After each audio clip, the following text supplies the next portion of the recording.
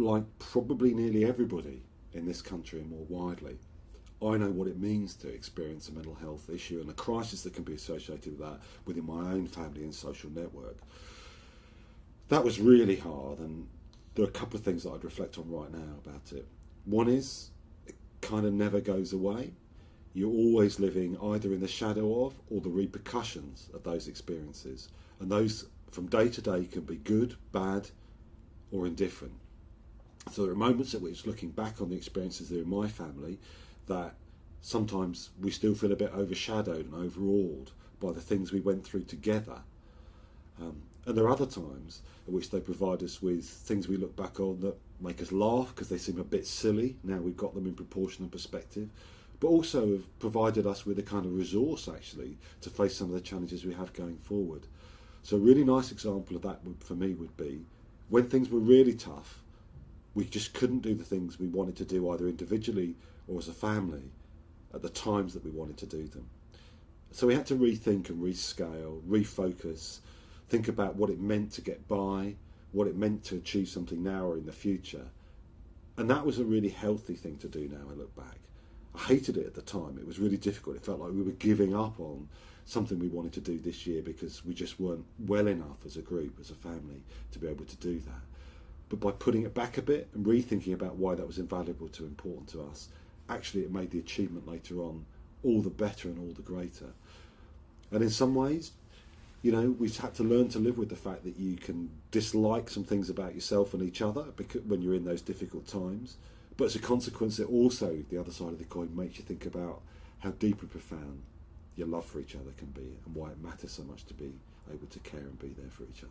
So I think things that would make the issue easier to talk about and access to help easier to reach into are not very complicated, but they're big and difficult to do.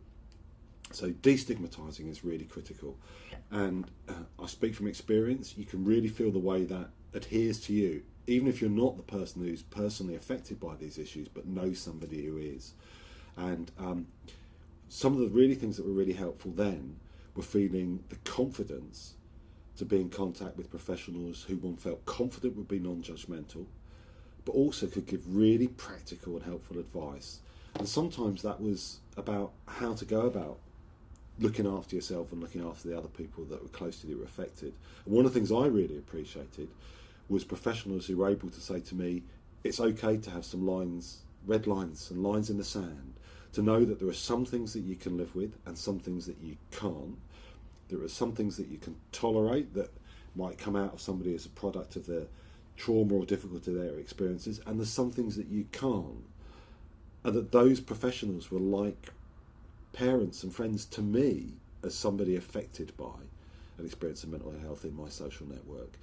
And that was incredibly valuable, and it's helped me understand since that if people understood that that's some of the support that you can get from the professional and other areas of network and support that are around us socially, that just makes you feel a bit stronger, and that you've got somewhere to look for that help to be the person who provides it to somebody else. So part of that message is there's a way of not being alone in all of this, and one of the ways of not being alone is feeling the courage and the confidence to reach out to services, professionals and support groups and networks, and know that they won't judge you. I can tell you what mental health means to me and why I think it's important. Mental health is who we are. At the end of the day, the ways that we feel about ourselves inside our heads and our bodies, and the way that enables us to relate to and engage with and connect with the world around us, underpin everything. They underpin our sense of our confidence or lack of confidence, our capacity to act, all of those things. All of our creativity flows from and feels like it's experienced in there. And when your mind's in a muddle, or it's messed up, or it feels like you can't kind of get hold of that, almost nothing is reachable in the same way as it is as when you feel safe and secure again. So for me, I regard this as not just an issue in terms of health and well-being, but probably one of the most central and key things we should be focusing on. It's not always the same as thinking about other conditions necessarily, or experiences, where they kind of start in one place and you see a neat trajectory through a sort of course of a disease in some way, actually these become part of the way that we live our lives, the everyday experience of it, and they're not kind of so neatly bracketed off as beginnings and endings, but that's makes them challenging, but can also be part of the richness of that experience. Because the best thing you can do in your life is make something of everything that happens to you. And some of the most wonderful people, successful, happy people I know, are people who have or continue to wrestle with some of those struggles that go on inside their minds.